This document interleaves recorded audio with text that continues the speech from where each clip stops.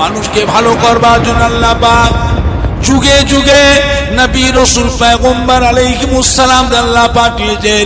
প্রত্যেকটা নবী আলাইহিমুস সালাম গণেরা দ্বীনের খিদমত করেছে, মানুষ নবীদের কথাও মানে না, নবীদের কথা নেয় না, নবীদের উপর অত্যাচার করে, নবীদের ধরে ধরে মারে, নবীদের ঘরে গাল পাড়ে। একটা দুটো নবী নয়, 3000 নবীকে জানে মেরে ফেলল। 3000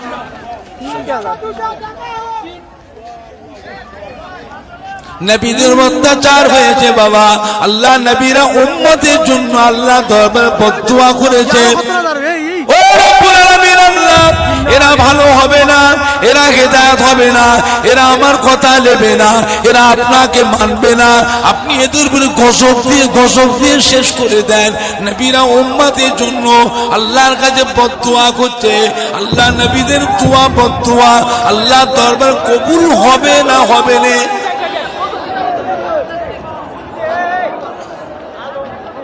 এই মানুষকে মেরে ফেলবার জন্য আল্লাহ পাক আসমান থেকে পানি পরিবর্তে আগুন বর্ষেছেন।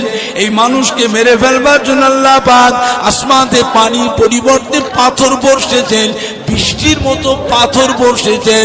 এই মানুষকে মেরে ফেলবার জন্য আল্লাহ পাক জমিনকে সিলসিলা করেছেন, ভূমিকম্প দিয়েছেন, ধসিয়ে দিয়েছেন, জমিনকে ধরে উল্টে দিয়েছেন। হযরত লূত আলাইহিস সালামের জামানায়